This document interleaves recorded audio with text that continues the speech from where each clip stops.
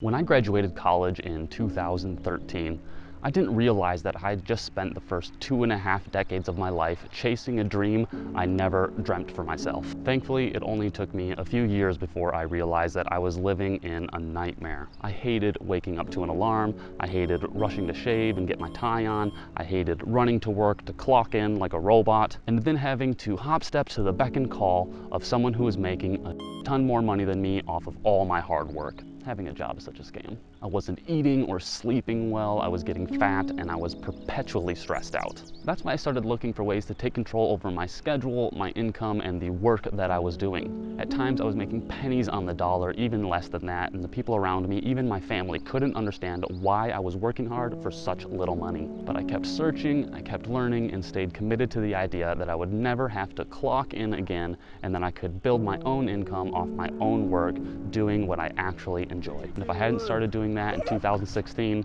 then I wouldn't be making this video for you right now.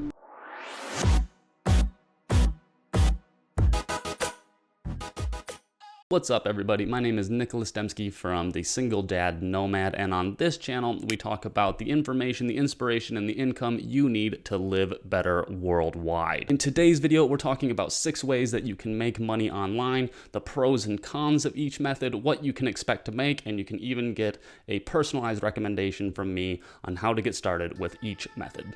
'Cause you know it's only gonna get better.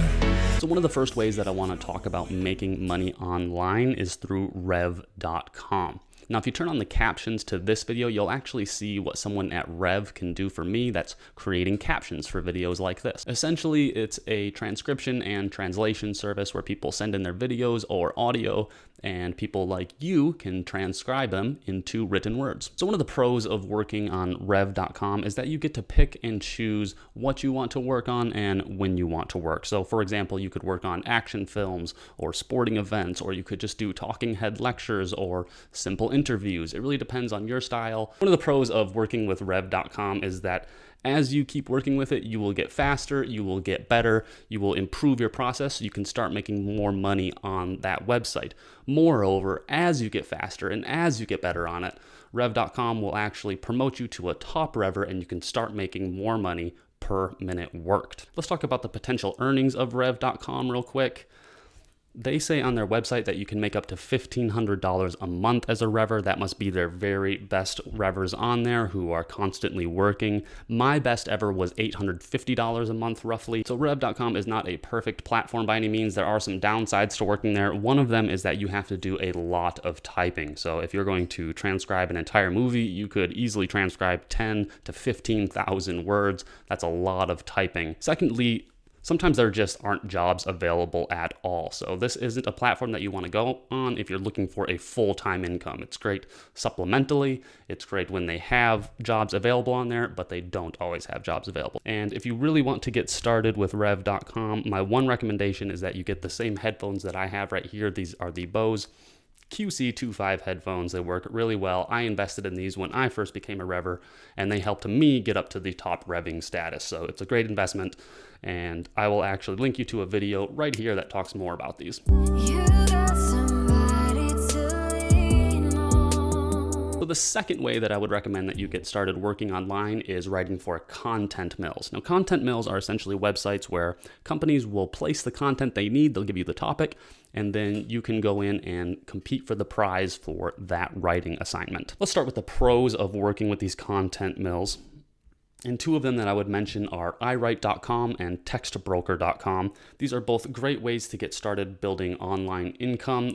Just with writing, your earnings can grow as you do more work, as you get better on each platform. You can, apply for jobs that pay better. There's always lots of work available in between iWrite and TextBroker, so you don't have to worry about them running out of work for you. And I think the last part of this that is really important is that on these content mills, you will learn how to be a better writer. So not everything you write is going to get accepted. And so you're going to learn over time what works and what doesn't. This can set you up to make even more money in the future if you really want to go full on writing all the time. A few of the cons of this type of work, I mentioned one already, is that you don't always get paid for your work because you might not win the prize for a certain piece of content. At the beginning, it feels like low pay. That's a huge con to it. and these are not meant for full-time work. So when it comes to content mills pay, they don't pay much. You know, you can get a penny a word or less. That's not great. I mean, pretty similar to Rev if you think about it, but you're not going to get 10 or 15,000 words on a content mill like this at one time. I would recommend content mills for learning how to write for companies and building your portfolio and skills while making a little bit of money doing so. If you want to get started with the content mills, I recommend a computer that has a really clicky keyboard. You don't want to use like an older Mac that has no travel on the keys because your hands are going to end up hurting after a while. Again, I recommend the Dell XPS 15. It's a workhorse for me. And my second recommendation is just that you have the patience and the willingness to learn, so you don't have to worry about making the pennies now if you can make big bucks later after you have the skills.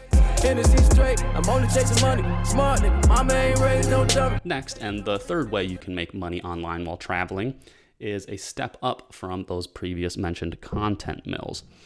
This one is called Verblio.com. It's the best content mill out there. They have the best pay scale. The higher your level on there, the longer the pieces you can work on, and the more money you can make per word. There's always a ton of work available there, and you can choose what you want to write about. Again, there are an innumerous number of topics available to you, so you really get to pick and choose what you're working on. One of the downsides to Verblio.com is that probably every one of 2 posts that you make in the beginning are just going to get rejected, and you're not going to make any money for it. So you have to produce a ton of work on these websites. I was writing about 10 270 to 300 word articles every day to make about $100. I believe at my best, I was making about 5 cents per word on Verblio.com. So my recommendation for working on Verblio.com is that, again, don't worry about the pay so much at first. What you really want to do is create great content. So it's really important that you rise in the ranks before you start focusing on the money, because the money comes in the ranks, not at the beginning.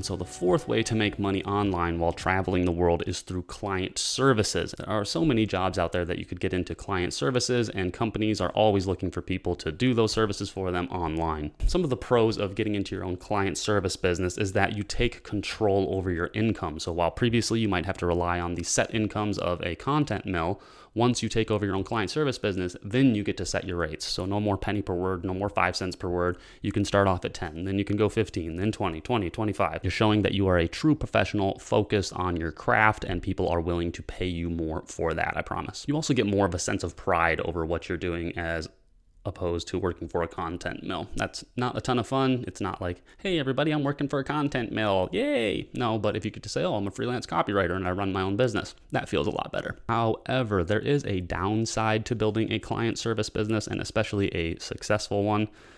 It's that you might turn your escape of a 9-to-5 into a 24/7 job. And 99.99% of client service professionals get no glory at all. You know, Gary Vaynerchuk gets it because he's the bomb. But for the rest of us, you know, clients just want their work and they want us to shut up and get it done. So if you want to get into the client service business, that's where I've been most successful. I really recommend that you build your skills first. You could use the content mills we're talking about, for example, but you need a simple web page to demonstrate what you've been doing. You could throw up a portfolio, and then I want you to focus on just getting that one first client. Once you have that one first private client, that can really open up doors all over the place. And just never stop pitching, follow job boards, and just keep pushing, and you can eventually have a successful client service business that lets you travel the world and make money online. Flexing on the gram with your paycheck.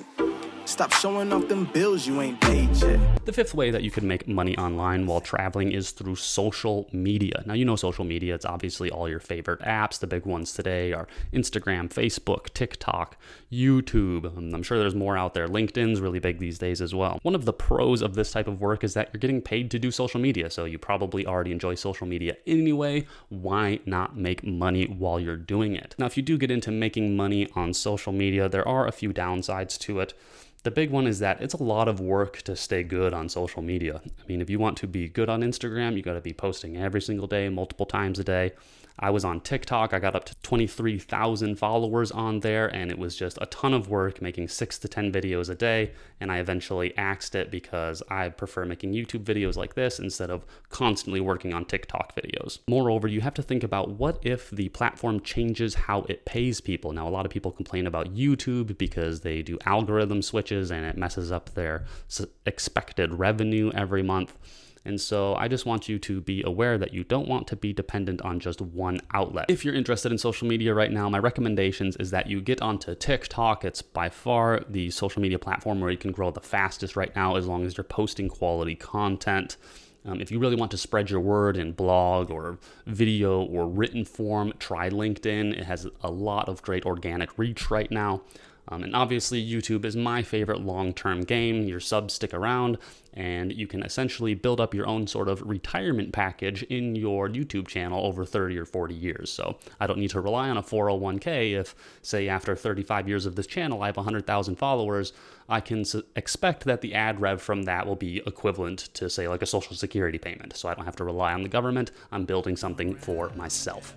Throw out my paper, I hope it don't drown, yeah. My nose ain't red, but I'm finna get clowned up. The sixth and last way we're going to talk about making money online while traveling today is by teaching online. Now, most people teach English, but you can teach other subjects as well. Now, a lot of people teach English because there are a lot of people, say, in China who sign their kids up for online classes with international teachers. They really want them to learn English. And you can make up to about $22 an hour. So that's a pretty good wage for working online, especially if you want to get started. This is a great way to get going online without a lot of technical know-how. Another pro is that you get to set your own schedule and meet people from all over the world. So one of the downsides of working online and teaching is that you really need a certain temperament. Now, I've been a teacher inside of classrooms before. It is definitely a little bit different than teaching them in person, where you have like that tactile sense with them. But one of the biggest cons for teaching online, in my opinion, is that you need a quality internet connection at all times, which means you are limited in where you can travel to. I would say, just like anything else, if you want to build up this skill, just get started.